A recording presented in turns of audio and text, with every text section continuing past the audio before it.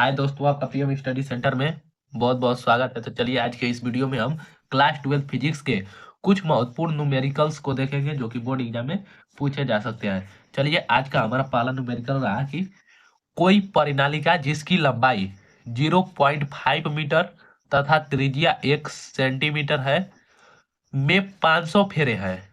अर्थात यहाँ पर कहने का इसका अर्थ है कि एक परिनालिका है जिसका लंबाई 0.5 मीटर है और इसका त्रिज्या 1 सेंटीमीटर है और इस परिनालिका में कुल 500 फेरे हैं। तो इसमें 5 एम्पीयर विद्युत धारा प्रवाहित हो रही है। तो उस परिनालिका के भीतर चुंबकीय क्षेत्र का परिमाण क्या होगा। तो इस प्रश्न का कहने का मतलब यह है कि एक परिनालिका दिया गया है जिसकी लंबाई 0.5 मीटर है और उसकी त्रिज्या 1 सेंटीमीटर है और उस परिनालिका में कुल फेरों की संख्या 500 फेरे हैं और उसमें 5 एम्पीयर की विद्युत धारा प्रवाहित हो रही है। तो उस परिनालिका के भीतर हमें चुंबकीय क्षेत्र की गणना करना है कि चुंबकीय क्षेत्र का मान ज्ञात करना है कि कितना चुंबकीय क्षेत्र है। तो चलिए इसे हल करते हैं इस प्रश्न को। तो चलिए आइए सबसे पहले इसमें जो जो दिया गया है उसे उसे लिख लेंगे। तो यहाँ पर हमें क्या क्या दिया गया है। यहाँ सबसे पहले दे रहा है यहाँ पर कि एक परिनालिका जिसकी लंबाई 0.5 मीटर है। तो यहाँ पर परिनालिका की लंबाई दे दिया गया है। तो चलिए यहाँ पर लिख लेते हैं। दिया है क्या क्या दिया गया है। परिनालिका की लंबाई, परिनालिका की लंबाई, परिनालिका की लंबाई को यल से प्रदर्शित करते हैं। तो यल बराबर हमारा 0.5, ये हमारा मीटर में है तो 0.5 मीटर ये हमें दे दिया गया है। अब कह रहा है किसमें, तथा त्रिज्या 1 सेंटीमीटर है। तो त्रिज्या दे दिया गया है। तो त्रिज्या आर बराबर हमारा 1 सेंटीमीटर दिया गया है। तो इस त्रिज्या को हम जब भी लगाएंगे तो इसे मीटर में चेंज करके लगाएंगे। तो बराबर हमारा 1 गुणे 10 के पावर -2 मीटर हो जाएगा। इसमें 100 से भाग दे देंगे मीटर में बदलने के लिए। तो 1 गुणे 10 के पावर -2 हो जाएगा। यहाँ पर देखिए यदि हम 1/100 करते हैं तो इसे ऊपर ले जाएंगे या बराबर 1/10 के घात 2 लिख सकते हैं 100 को। अब इसे ऊपर ले जाएंगे 10 के घाते -2 और 1 के गुणा करने से इसमें कोई फर्क नहीं पड़ेगा। अब चलिए इसमें क्या दे रहा है, कुल फेरा। कुल फेरों की संख्या यहाँ पर 500 फेरे हैं।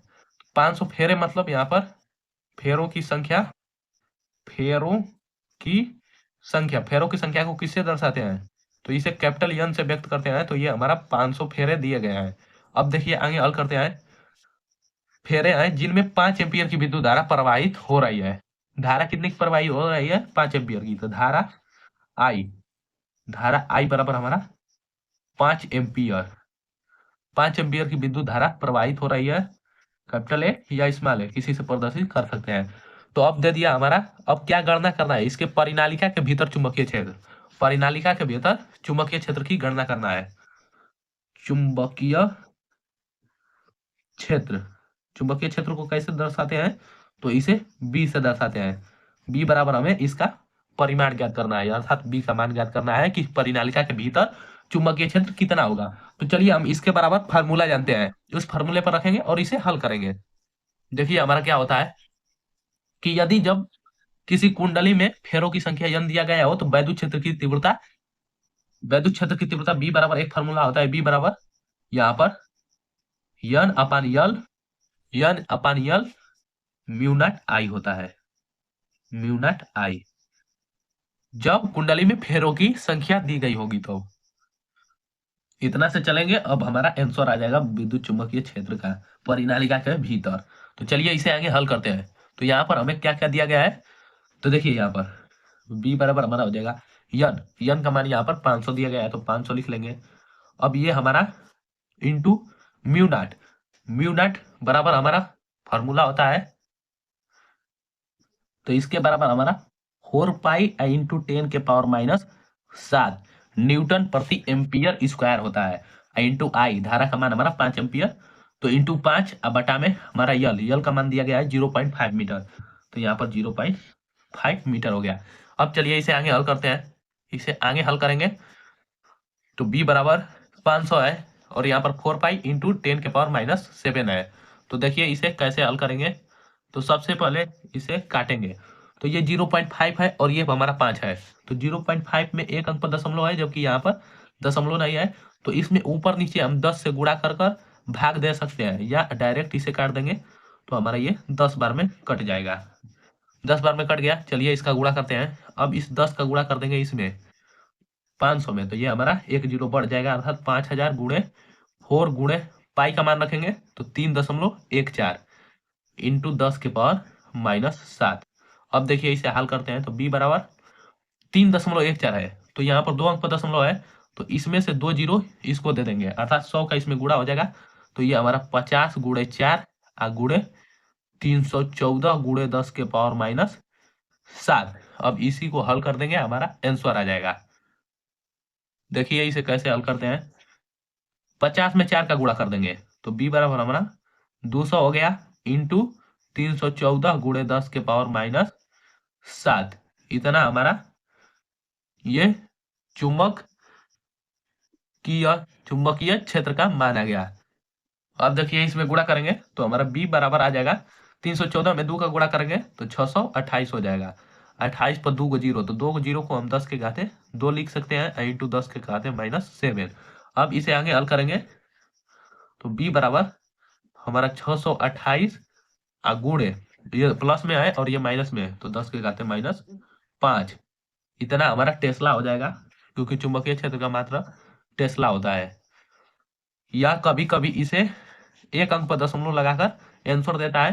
तो या तो हमारा एक आंसर ये हो जाएगा, या एक अंक पर दशमलव लगाना चाहेंगे हम तो ये हमारा 6.28 गुणे 10 के घाते -3 हो जाएगा। ये हमारा इतना टेस्ला, दोनों में से कोई एक आंसर हो जाएगा। तो इस क्वेश्चन का आंसर हमारा 6.28 गुणे 10 के पावर -3 टेस्ला होगा, क्योंकि हमें यहाँ पर प्रश्न में चुंबकीय क्षेत्र का परिमाण क्या होगा, तो चुंबकीय क्षेत्र की गणना कीजिए। तो इस प्रश्न का आंसर 6.28 गुणे 10 के पावर -3 टेस्ला। चलिए अगले प्रश्न को देखते हैं। दूसरा प्रश्न हमारा रहा कि किसी गैल्वेनोमीटर की कुंडली का प्रतिरोध 12 ओम है। 4 मिली एम्पियर की विद्युत धारा प्रवाहित होने पर यह पूर्ण स्केल विक्षेप दर्शाता है। तो आप इस गैल्वेनोमीटर को 0 से 18 वोल्ट परास वाले वोल्टमीटर में कैसे रूपांतरित करेंगे। तो देखिए एक बार फिर इस प्रश्न को पढ़ते हैं। तो किसी गैल्वेनोमीटर, गैल्वेनोमीटर का मतलब धारामापी, की कुंडली का प्रतिरोध 12 ओम है और 4 मिली एम्पियर की विद्युत धारा प्रवाहित होने पर यह पूर्ण स्केल विक्षेप दर्शाती है, अर्थात एकदम सटीक मान बताती है। तो आप इस गैल्वेनोमीटर को 0 से 18 वोल्ट परास वाले वोल्टमीटर में कैसे रूपांतरित करेंगे। 0 से 18 वोल्ट वाले परास परास वाले वोल्टमीटर में कैसे रूपांतरित करेंगे। तो चलिए आइए इस प्रश्न को भी हल करते हैं। तो चलिए इसमें सबसे पहले जो जो दिया गया है उसे लिख लेते हैं। तो हमारा दिया गया है, दिया है क्या क्या दिया गया है लिखते हैं यहाँ पर। तो किसी गैल्वेनोमीटर की कुंडली का प्रतिरोध 12 ओम है। तो हमें 12 ओम गैल्वेनोमीटर की कुंडली का प्रतिरोध पता चल गया। तो लिखेंगे यहाँ पर गैल्वेनोमीटर, गैल्वेनोमीटर की कुंडली का प्रतिरोध, कुंडली का प्रतिरोध। तो गैल्वेनोमीटर के कुंडली का प्रतिरोध कैपिटल आर होता है हमारा, कैपिटल जी होता है।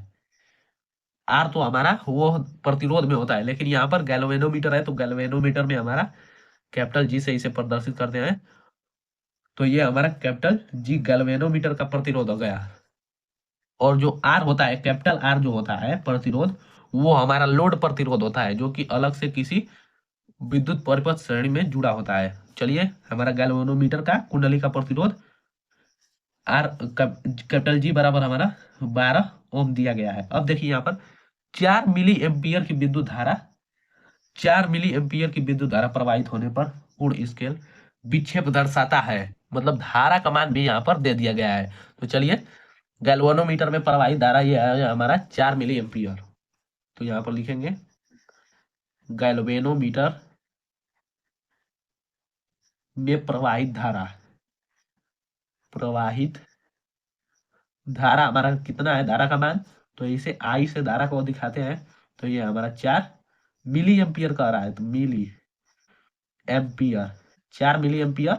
तो इसे जब क्वेश्चन में मिली एम्पियर, माइक्रो एम्पियर, दिया गया हो तो इसे हम एम्पियर में बदल कर और करते हैं तो हमारा 4 गुणे मिली से है तो इसे एम्पियर में बदलने के लिए 10 के घाते माइनस 3 से गुणा कर देंगे तो ये हमारा एम्पियर में हो जाएगा, एम्पियर में बदल जाएगा।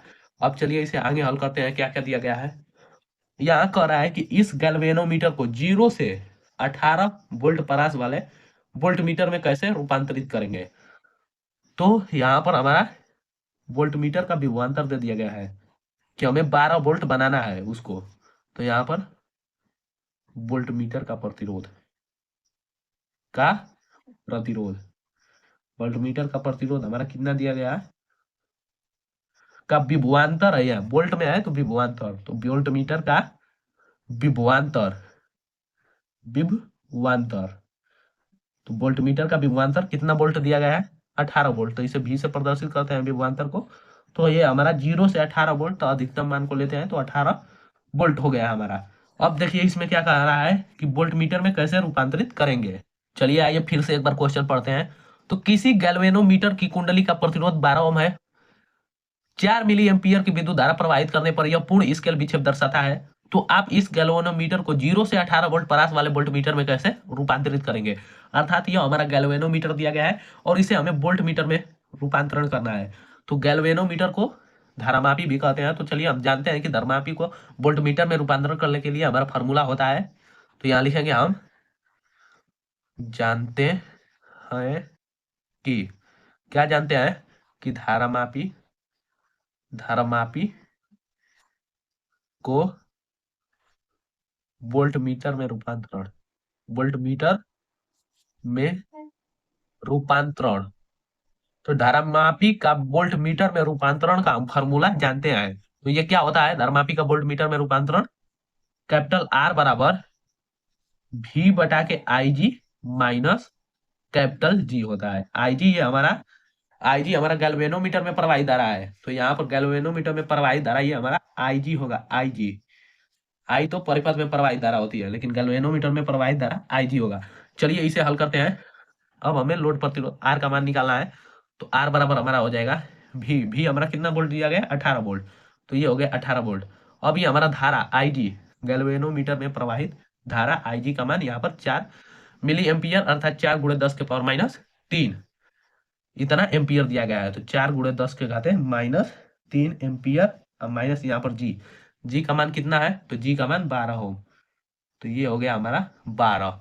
अब इसी को हम हल कर देंगे, हमारा आंसर आ जाएगा। चलिए इसे हल करते हैं। तो सबसे पहले हम देख रहे हैं कि ये हमारा 10 का घात माइनस 3 में है, नीचे माइनस 3 में है, तो इसे ऊपर भेज देंगे तो धनात्मक हो जाएगा। तो R बराबर 18 गुणे 10 के घाते 3 हो जाएगा। अब बटा में 4, अब माइनस 12। अब 4 का इसमें भाग दे देंगे, हमारा आंसर आ जाएगा। तो देखिए यहाँ पर R बराबर 2 से कटाएंगे तो 2 से हमारा कितना बार में कटेगा, 9 बार में। तो 9 गुणे 10 के पावर 3 अब बटा में 2 अब माइनस 12 हो गया, इतना हो गया। अब यहाँ पर 2 से इसमें भाग देंगे तो 4.5 आ जाएगा, 4.5 आ जाएगा। तो इसे रहने देते हैं। ये 9 में 3 का गुणा कर देंगे, 3 को 0 बढ़ा देंगे। तो इसका मतलब हमारा ये पूरा 9000 हो गया, 9000 हो गया बटा में 2 माइनस 12। इसको हल कर देंगे तो इसे 2 से कटाएंगे तो R बराबर हमारा 4500 माइनस 12। इसे हल कर देंगे तो हमारा R बराबर कितना आ गया, 4500 में से 12 घटाएंगे तो 4488 बचेगा। ये प्रतिरोध है तो इसका मात्रक ओम। यही हो जाएगा हमारा इस प्रश्न का आंसर। तो 0 से 18 वोल्ट परास वाले गैल्वेनोमीटर में कैसे रूपांतरित करेंगे। तो एक यहाँ पर 4488 ओम का प्रतिरोध लगाकर इसे हम गैल्वेनोमीटर को वोल्टमीटर में रूपांतरण कर सकते हैं। तो कैसे इस गैल्वेनोमीटर को करेंगे, तो इस गैल्वेनोमीटर में 4488 ओम का प्रतिरोध लगाकर इसे हम वोल्टमीटर में रूपांतरण कर सकते हैं। तो देखिए दोस्तों, ये था हमारा प्रश्न कि धारामापी को वोल्टमीटर में कैसे रूपांतरण करेंगे। प्रश्न यह भी दे सकता है कि गैल्वेनोमीटर को यहाँ पर अमीटर में कैसे रूपांतरण करेंगे, तो उसके बराबर भी आपको फार्मूला पता होना चाहिए और बस इसी फार्मूले पर आप रख देंगे, आपका आंसर आ जाएगा। तो गैल्वेनोमीटर को यहाँ पर धारामापी को अमीटर में बदलने के लिए एक फार्मूला होता है, वो हमारा फार्मूला IG बराबर होता है, IG बराबर यस बटा में capital G plus S into I. इसी फार्मूला का यूज करेंगे तो धारामापी को हम अमीटर में रूपांतरित कर सकते हैं। तो दोनों प्रकार से आपको बोर्ड एग्जाम में क्वेश्चन पूछ सकता है कि धारामापी को गैल्वेनोमीटर को ही धारामापी कहते हैं, तो गैल्वेनोमीटर को वोल्टमीटर में कैसे चेंज करें, इस प्रकार का प्रश्न दे सकता है। या यहाँ पर अमीटर में कैसे रूपांतर करें, यह भी प्रश्न दे सकता है। यहाँ पर 0 से 18 वोल्ट दिया है, तो यहाँ पर 0 से 8 वोल्ट, 8 एम्पियर, 10 एम्पियर, 20 एम्पियर दे सकता है, और उसे कह देगा कि अमीटर में कैसे रूपांतर करें। तो चलिए अब अगले प्रश्न को देखते हैं। तो अब हमारा तीसरा प्रश्न रहा यहाँ पर कि किसी स्थान पर पृथ्वी के चुंबकीय क्षेत्र का क्षैतिज घटक का मान 0.40 गॉस है एवं नमन कोण 30 अंश है, तो पृथ्वी के चुंबकीय क्षेत्र के ऊर्ध्वाधर घटक का मान तथा क्षेत्र के संपूर्ण चुंबकीय क्षेत्र की तीव्रता का मान ज्ञात कीजिए। तो यह अभी हमारा question very very most important question है। तो चलिए इसमें जो जो दिया गया है उसे उसे पहले लिख लेते हैं। तो हमारा यहाँ पर दिया है क्या दिया गया है। देखिए क्वेश्चन को 2 से 3 बार बढ़िया तरीके से पढ़िए कि इसमें क्या क्या दिया गया है और क्या पूछ रहा है, ये हमें पता चल जाएगा। क्वेश्चन को पढ़ने से ही पता चलता है। तो दिया गया है कि किसी स्थान पर पृथ्वी के चुंबकीय क्षेत्र का क्षैतिज घटक का मान, तो यहाँ पर क्षैतिज घटक का मान दिया गया है। तो क्षैतिज घटक को हम किस से प्रदर्शित करते हैं, तो क्षैतिज को BH से प्रदर्शित करते हैं। क्षैतिज घटक का हमारा मान दिया गया है, तो लिखे क्षैतिज घटक। यहाँ पर पृथ्वी का भी क्षैतिज घटक, चुंबकीय क्षेत्र का क्षैतिज घटक दिया है, तो इसका क्षैतिज घटक को BH से प्रदर्शित करते हैं। तो BH बराबर हमारा हो गया 0.4, यह हमारा गॉस 0.4 गॉस हो गया। अब देखिए यहाँ पर एवं नमन कोण 30 अंश है। नमन कोण को किससे प्रदर्शित करते हैं, तो थीटा से इसे प्रदर्शित करते हैं। नमन कोण या नति कोण, नमन कोण थीटा बराबर हमारा 30 अंश दे दिया गया है। तो पृथ्वी के चुंबकीय क्षेत्र के ऊर्ध्वाधर घटक का मान, ऊर्ध्वाधर घटक लिख लेते हैं पहले, ऊर्ध्वाधर घटक। तो ऊर्ध्वाधर घटक का हमारा मान, तो इसे किससे प्रदर्शित करते हैं, तो BB से इसे प्रदर्शित करते हैं। ये हमारा क्षैतिज घटक है, ये ऊर्ध्वाधर घटक है, इसका मान। और क्षेत्र के संपूर्ण चुंबकीय क्षेत्र की तीव्रता, चुंबकीय तीव्रता का मान ज्ञात करना है, अर्थात ये हमारा BE का मान ज्ञात करना है। यहाँ पर संपूर्ण चुंबकीय तीव्रता का मान ज्ञात करना है, तो BE का मान ज्ञात करना है। चलिए इसे हल करते हैं, और सबसे पहले हम BB का मान ज्ञात करेंगे और फिर यहाँ पर संपूर्ण चुंबकीय तीव्रता का मान ज्ञात करेंगे। तो चलिए इसे हल करते हैं। तो सबसे पहले हम नति कोण या नमन कोण बराबर एक फार्मूला जानते हैं। नमन कोण थीटा बराबर हमारा होता है tan थीटा बराबर होता है tan थीटा बराबर BB अपन BH होता है। तो चलिए इस पर हल करेंगे और यहाँ से हम BB का मान निकाल लेंगे, ऊर्ध्वाधर घटक का मान निकाल लेंगे। तो हमारा tan थीटा बराबर BB का मान निकालना है, तो BB अब बटा में BH का मान कितना दिया है 0.04, यहाँ पर 0, क्वेश्चन में यहाँ पर 0.40 गॉस दिया गया है। तो 0 लगाएं या ना लगाएं उससे कोई लेना देना नहीं है, तो चलिए यहाँ पर लगा ही लेते हैं, और 0 लगाने से कोई फायदा नहीं है। तो 0.40 का मतलब 0.4 गॉस। तो चलिए इसे आगे हल करते हैं। तो tan थीटा का मान कितना दिया गया है, यहाँ पर 30 अंश दिया गया है, तो इसे tan 30 अंश लिखेंगे अब बराबर BB अपन 0.4। इसे अब देखिए कैसे हल करेंगे।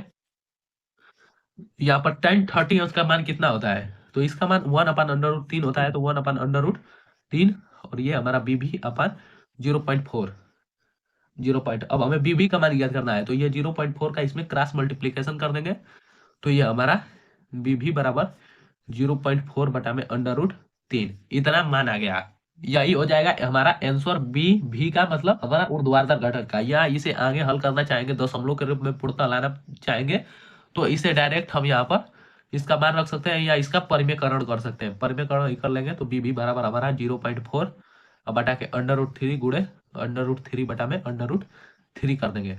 तो ये देखिए BB बराबर हमारा 0.4 इंटू √3 का मान रखेंगे तो 1.732, और ये हमारा √3 में √3 का गुणा हो जाएगा, तो पूर्णतः 3 हो जाएगा। अब देखिए 0.4 का इसमें गुणा करेंगे, तो इसमें गुणा करेंगे तो हमारा कितना मान आएगा, BB बराबर इसका, इन दोनों का आपस में गुणा कर लेंगे तो हमारा मान आ जाएगा 0.692 अब बटा में 3।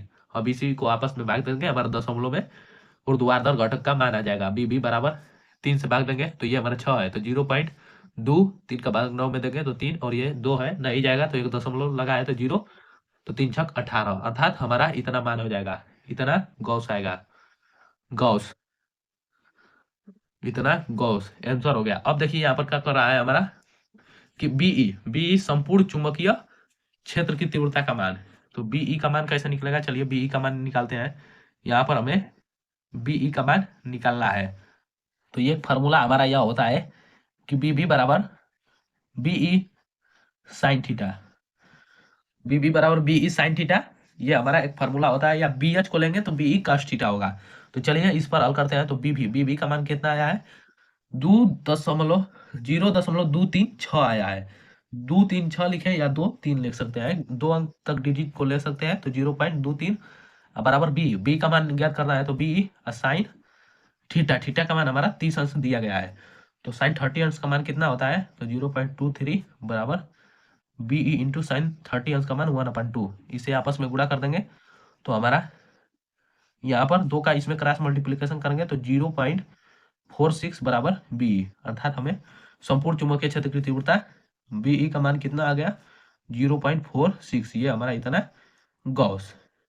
यही हो जाएगा इस प्रश्न का आंसर, यही हो जाएगा इस प्रश्न का आंसर। तो देख लीजिए हमारा इस चैप्टर से हमारा प्रश्न, इसी प्रकार का प्रश्न बोर्ड एग्जाम में देखने को मिल सकता है कि यहाँ पर ऊर्ध्वाधर घटक को ज्ञात कीजिए, नमन कोण को ज्ञात कीजिए, नति कोण को ज्ञात कीजिए, या संपूर्ण चुंबकीय क्षेत्र की तीव्रता का मान ज्ञात कीजिए। ऐसे प्रश्न इस प्रकार ही लगते हैं। चलिए अगले प्रश्न को देखते हैं। तो हमारा चौथा नंबर प्रश्न रहा है यहाँ पर कि 0.2 वेबर प्रति मीटर स्क्वायर के चुंबकीय क्षेत्र में 10 सेंटीमीटर स्क्वायर पृष्ठ क्षेत्रफल का एक आयताकार, यहाँ पर क्षेत्रफल दिया गया है 10 सेमी स्क्वायर, सेमी स्क्वायर हमारा क्षेत्रफल का मान होता है, कि एक आयताकार कुंडली 20 रेडियन प्रति सेकंड के नियत कोणीय वेग से घूम रही है, उत्पन्न अधिकतम प्रेरित विद्युत वाहक बल ई ज्ञात कीजिए।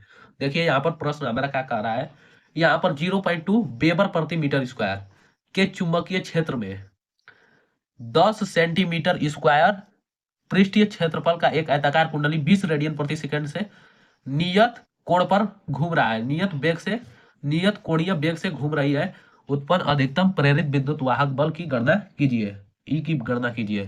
तो चलिए आइए देखते हैं इस प्रश्न में हमें क्या क्या दिया गया है। यहाँ पर 0.2 वेबर प्रति मीटर स्क्वायर, तो हम मात्रक से ही किसी राशि को पकड़ सकते हैं कि यह किसका मान दिया गया है। तो वेबर प्रति मीटर स्क्वायर यह किसका मान होता है, तो वेबर प्रति मीटर स्क्वायर हमारा चुंबकीय क्षेत्र का मान होता है। वेबर प्रति मीटर स्क्वायर कहते हैं, गॉस का है, टेस्ला का है, तो ये हमारा चुंबकीय क्षेत्र का मान दिया गया है। चलिए इसे लिख लेते हैं, दिया है। सबसे पहले जो जो समझ में आ रहा है उसे कीजिए, फिर प्रश्न को लगाने का प्रयास कीजिए। तो यहाँ पर दिया है चुंबकीय क्षेत्र, चुंबकीय क्षेत्र, चुंबकीय क्षेत्र को बी से प्रदर्शित करते हैं, तो बी बराबर 0.2, ये हमारा वेबर प्रति मीटर स्क्वायर। तो वेबर प्रति मीटर स्क्वायर 0.2 वेबर प्रति मीटर स्क्वायर, यह हमारा किसका मान दे दिया गया है, ये हमारा चुंबकीय क्षेत्र का मान हो गया। अब देखिए यहाँ क्षेत्र में 10 सेमी स्क्वायर पृष्ठीय क्षेत्रफल की एक आयताकार कुंडली, यहाँ पर 10 सेमी स्क्वायर पृष्ठीय क्षेत्रफल, यहाँ पर पृष्ठीय क्षेत्रफल कितना कितना है आयताकार कुंडली का, 10 सेंटीमीटर स्क्वायर, तो यह हमारा क्षेत्रफल का मान दिया गया है। तो इसे हम लिख सकते हैं कि कुंडली का क्षेत्रफल, आयताकार कुंडली का क्षेत्रफल या क्षेत्रफल केवल, तो क्षेत्रफल ए बराबर हमारा 10 सेंटीमीटर स्क्वायर है। तो जब भी हम निकालेंगे तो इसे मीटर स्क्वायर में ही क्षेत्रफल को रखकर प्रश्न को हल करेंगे। तो यहाँ पर 10 सेंटीमीटर को बदल देंगे मीटर में, तो ये हमारा 10 गुणे 10 के घाते -2 से इसमें गुणा हो जाएगा, तो ये हमारा सेमी स्क्वायर है। तो मीटर स्क्वायर में बदलने के लिए हमारा 10 के घाते -4, ये हमारा अब मीटर स्क्वायर में बदल गया है। अब चलिए आगे देखते हैं इसमें क्या क्या दिया गया है। तो कुंडली, आयताकार कुंडली 20 रेडियन प्रति सेकंड के नियत कोणीय वेग से घूम रही है, तो यहाँ पर कोणीय वेग हमारा 20 रेडियन प्रति सेकंड, यह स्पष्ट प्रश्न में ही कह दिया गया है। तो कोणीय वेग, कोणीय वेग हमारा किसे प्रदर्शित करते हैं, तो ओमेगा से कोणीय वेग को प्रदर्शित करते हैं। तो ओमेगा बराबर हमारा कितना दिया है, 20 रेडियन प्रति सेकेंड, तो 20 रेडियन प्रति सेकेंड, इसे हमारा हो गया कोणीय वेग। अब हमें यहाँ पर क्या कह रहा है कि उत्पन्न विद्युत प्रेरित विद्युत वाहक बल, प्रेरित विद्युत वाहक बल, यहाँ पर ई का हमें मान ज्ञात करना है। तो चलिए आइए देखते हैं इस प्रश्न को हम कैसे हल कर सकते हैं। तो हम जानते हैं कि हमारा विद्युत वाहक बल बराबर फार्मूला एक पता है कि जब हमारा कोणीय वेग दिया गया हो तब वो हमारा विद्युत वाहक बल ई बराबर फाई ओमेगा, ये हमारा सूत्र होता है। इसी पर हल करेंगे हमारा क्वेश्चन लग जाएगा।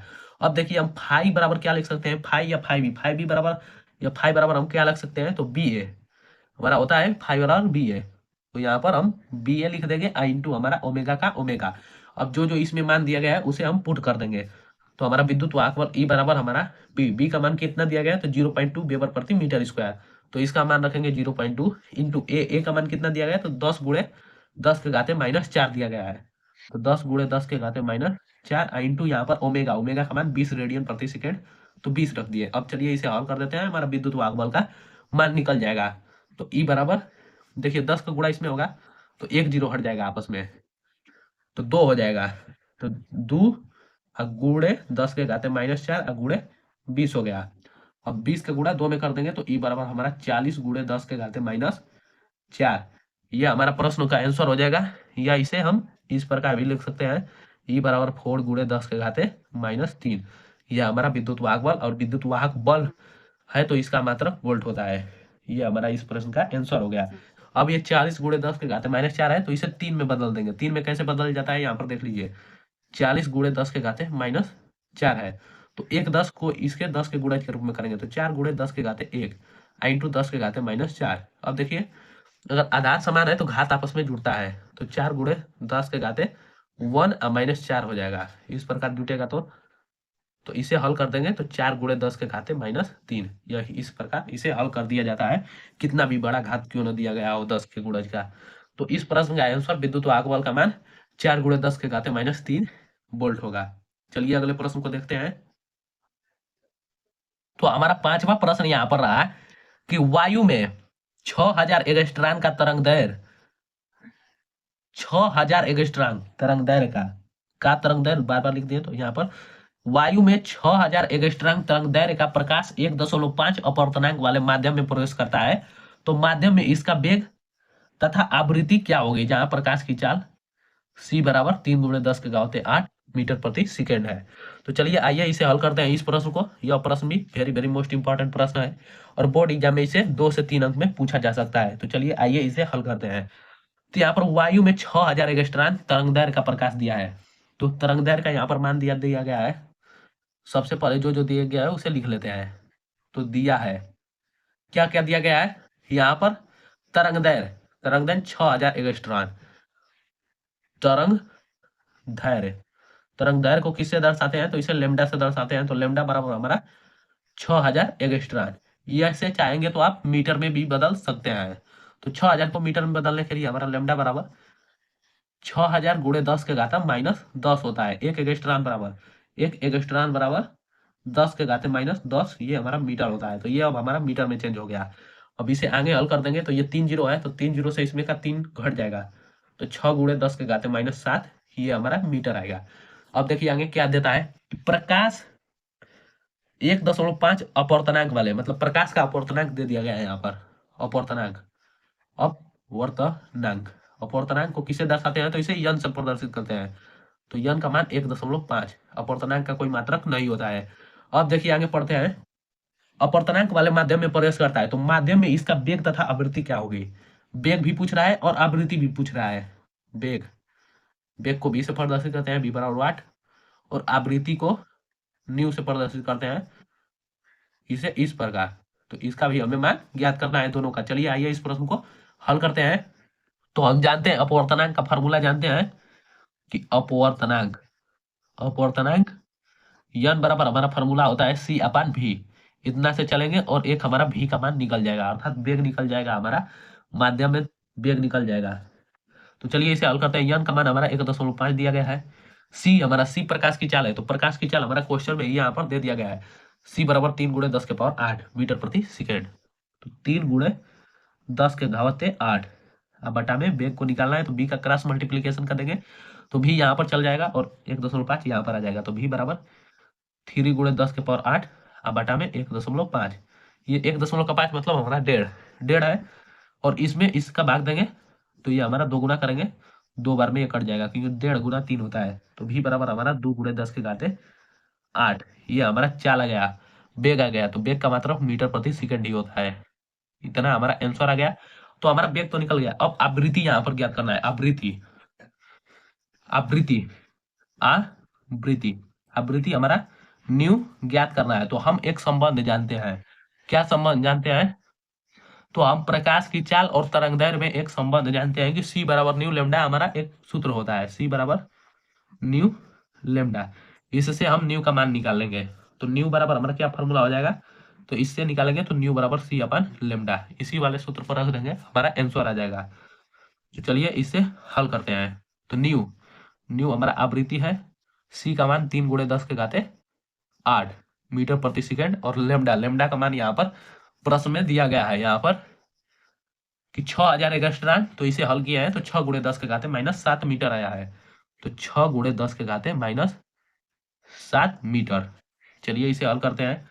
ये हमारा हाथ माइनस में है, तो इसे ऊपर ले जाएंगे अंश में, तो ये धनात्मक हो जाएगा। और इससे पहले ये इसे काट लेंगे, 3 से काटेंगे 6 को तो 1/2 हो जाएगा। तो न्यू बराबर 1/2, और ये × 10⁸ और इसे ऊपर ले जाएंगे तो प्लस में हो जाएगा धनात्मक, तो 10⁻7 हो गया। अब चलिए आइए इसे हल करते हैं। तो न्यू बराबर हमारा हो जाएगा, इसे आगे हल करेंगे तो देखिए ये हमारा 10⁸ है और ये हमारा 10⁸ है। तो 1 × इसे जोड़ेंगे आपस में तो 10⁸ 7 हमारा 15, अब बटा में 2। इतना ये आंसर छोड़ सकते हैं या इसे एक स्टेप आगे हल कर सकते हैं। देखिए हमारा 10⁸15 है, तो इसमें से एक जीरो इसे भी दे सकते हैं, तो ये हमारा 10 हो जाएगा। तो न्यू बराबर हमारा हो जाएगा 10 × 10⁻14/2 हो जाएगा। तो 2 से इसे 10 को काट देंगे तो 5 बार में हमारा कट जाएगा। तो न्यू बराबर 5 × 10⁻14, और आवृत्ति का मात्रक हमेशा हर्ट्ज होता है, इतना हर्ट्ज। ये हमारा इस प्रश्न का आंसर हो जाएगा। तो ये थे हमारे फिजिक्स के कुछ मोस्ट इंपॉर्टेंट न्यूमेरिकल जो कि बोर्ड एग्जाम में पूछे जाने की इनकी संभावना है। तो इसे बोर्ड एग्जाम में अवश्य तैयार कर जाइएगा, क्योंकि ये सब प्रश्न बोर्ड एग्जाम में पूछे जा चुके हैं। तो आज के वीडियो में बस इतना ही, और यदि वीडियो पसंद आई होगी तो इसे ज़्यादा से ज़्यादा लाइक, शेयर और चैनल को सब्सक्राइब करना ना भूलें। और वीडियो को पूरे लास्ट तक देखने के लिए बहुत बहुत धन्यवाद।